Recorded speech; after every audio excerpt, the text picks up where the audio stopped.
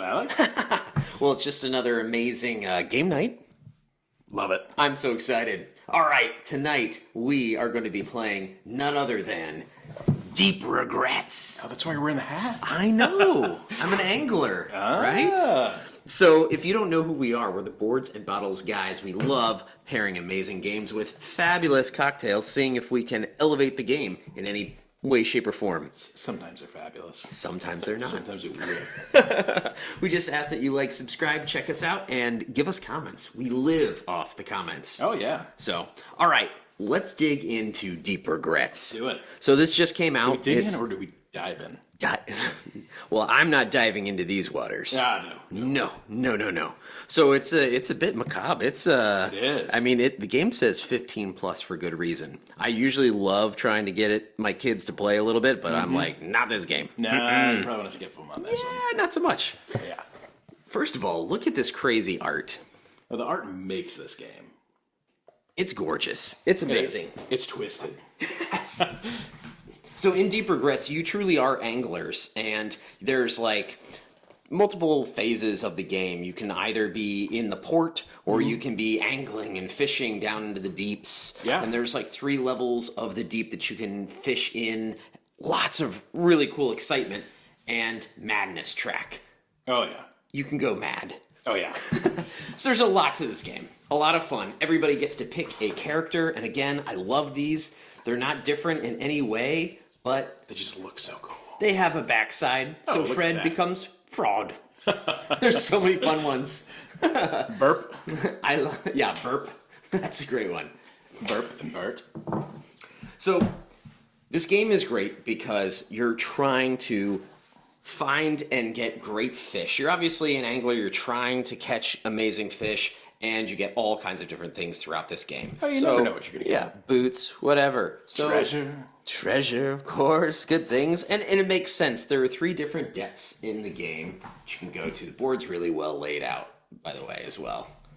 So you can kind of see. You start here in the nice, light water, and then as you get deeper and deeper, darker, there are more foul things that you're likely to catch. Oh, yeah.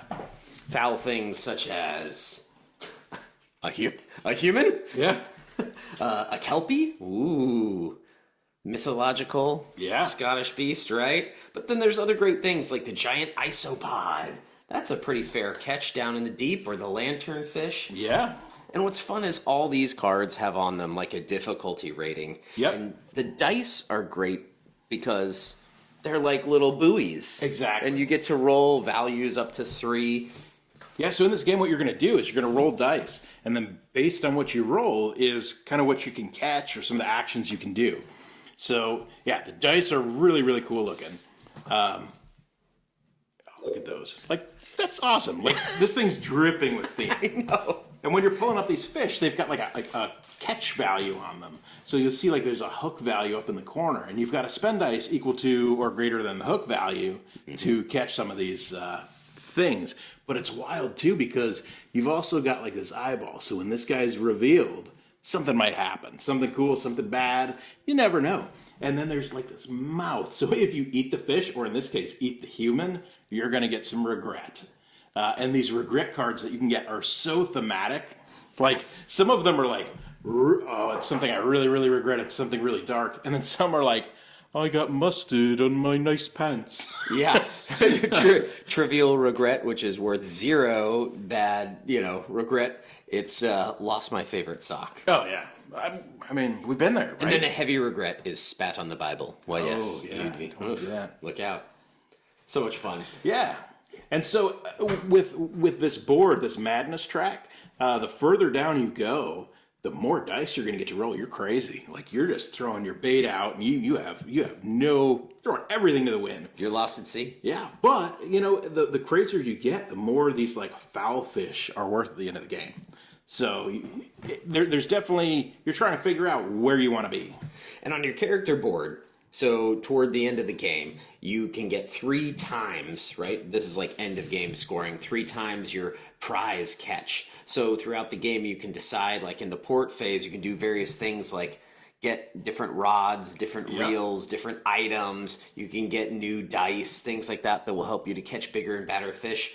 But then you can also mount your fish. And you can get, certain benefits from them for end of game. Like if they're trophies, you can have 2 trophy fish or the prize catch. You can mount them on your wall, and these are the victory points they're worth at the end of the game. So if they're on your boat, this guy's worth 6. If you have them mounted on your wall, he's worth 18. That's huge. But as you go up or down that madness track, if you have a bunch of wonderful fresh fish that you've mounted through your port phases, then all of a sudden you start going mad. Those points go down significantly. Yeah, exactly. Super fun. It is. Before I get into more, I'm sorry. I think it's time to get into our first drink. Let's do it. All right. So tonight, what do you got? One of the things I'm pairing, you're going to have to bear with me. I've made us Pond Scum Punch. You heard me correctly. Pond Scum Punch. Oh my goodness. So I just went into the back pond and just got a spoonful, put it over ice, and that's all it is. Smells better than pond scum. Yeah, all right. Well, cheers, Dan. Cheers. That is actually good. I know. Wow. And I figured the game is... It's refreshing. Yeah, the drink is very refreshing. Is it like cucumber I taste?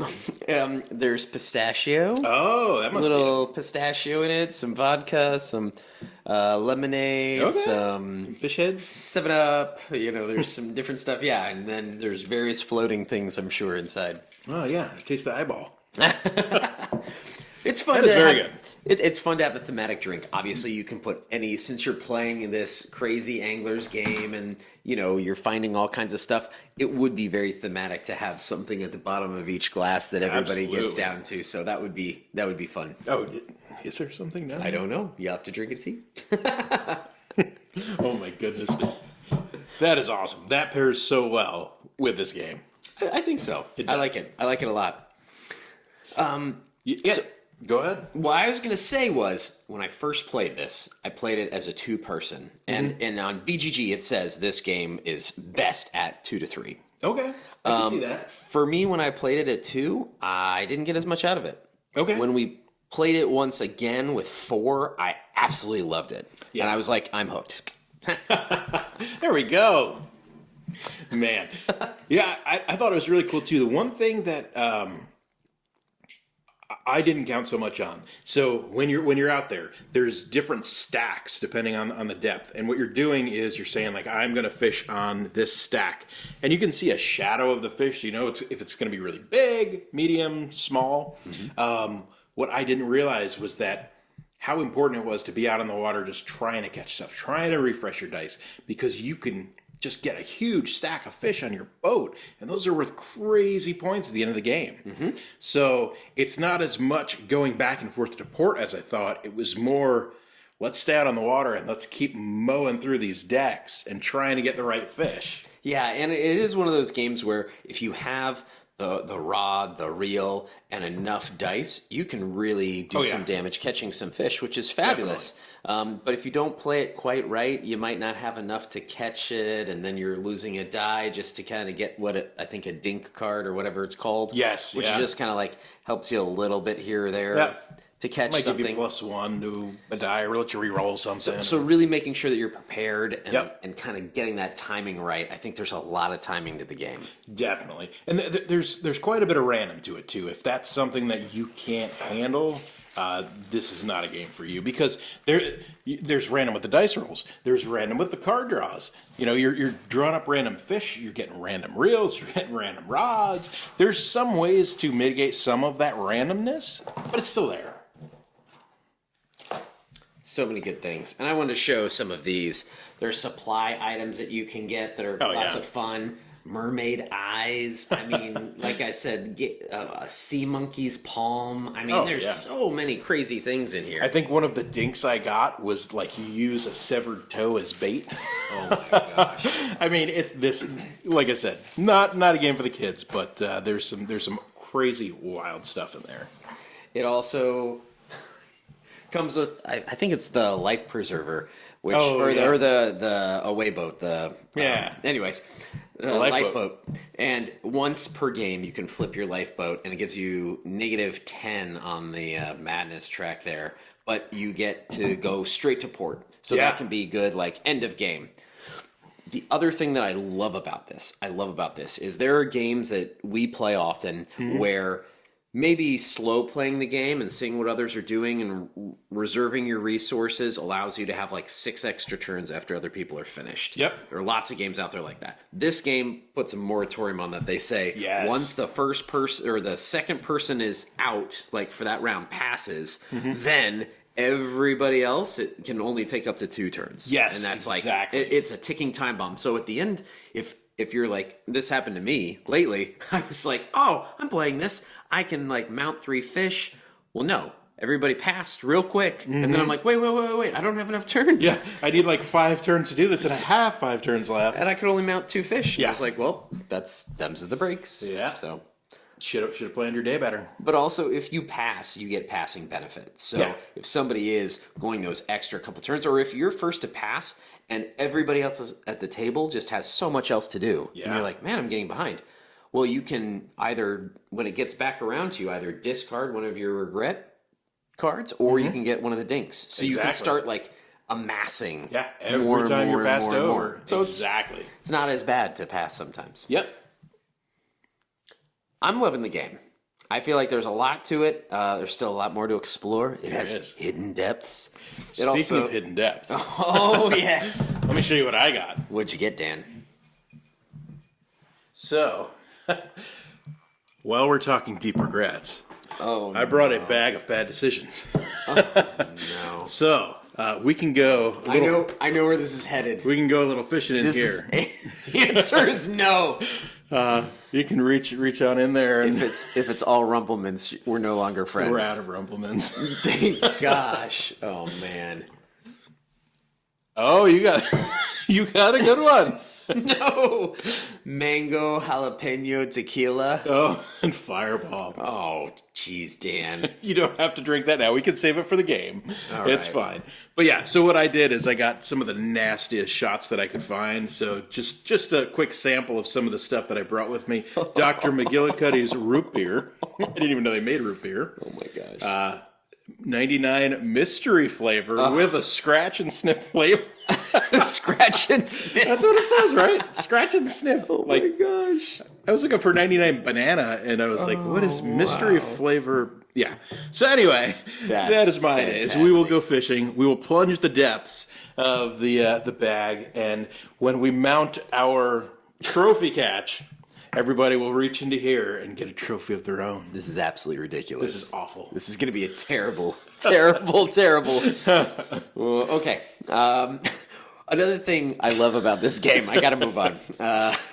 So they have a solo edition and they have a cooperative edition. Cooperative. I haven't didn't know tried. that. Yeah, so I haven't tried that yet, but I guess the way that works is they you have this ocean survey that comes with the game. Oh. So you can like work together to try to survey the ocean and sea and catch and find everything you can. Oh, that's interesting. Yeah, that is interesting. That is cool. Yeah, and the other thing that you were mentioning about where somebody can just go and just drain the sea. Yeah. So if there are like, I think 9 different spaces and 9 different cards or what have you in there, if you ever drain one of those, if you get the last fish out of one of the shoals, you get a regret card. Oh, But then it's not like it replenishes from other stores. It's just like you can fish out the seas. Yeah, that fish can be done. They can be gone. Yeah, because I think we farmed out depth 3 last time we played. Yes. And it was there's nothing. I just stayed down there as much as I could. It's fun. I feel like if there were another wrinkle to the game, it would add complexity to it. But it would be cool if there was like a limit to how much you could have on your boat at one time. Yeah. And it's like, I don't know, if there was like your chest is only this big, you can keep this many size fish, or you have to pack ice with you, and then you've got to go back at some point. I feel like that might get you off the water as much. It might not make the game quite as exciting though. So I'm sure they've got plans for They this got to thing. It's refill and great. go It's back great. for more beer or something. Yeah. I understand. I do think that there's a lot of ways that they can expand on this. Oh, yeah. You can add so many more fish and Exactly. Yeah. I mean, you just random things. Yeah. I love it. Yeah. Lots of options. So Yeah. So it's exciting. This is still pretty new to us. We're excited to explore more, but Well, it sounds like we're going to make a lot of friends tonight by bringing the game and this amazing drink pairing with us. I think it's one of our best. Yeah. Yeah, it was funny because I was asking the lady for all like the nasty stuff at the liquor store, and she's just like, "What are you doing?" I'm like, "I'm looking for your grossest stuff." She was like, "Take this." Oh my god. Oh man. So bad. All right, Dan. Let's get ready to get off to game night. Mango. Shut up. It's terrible. What do we always say? Game hard. Don't drink that. Drink responsibly. Cheers, folks. Cheers, guys.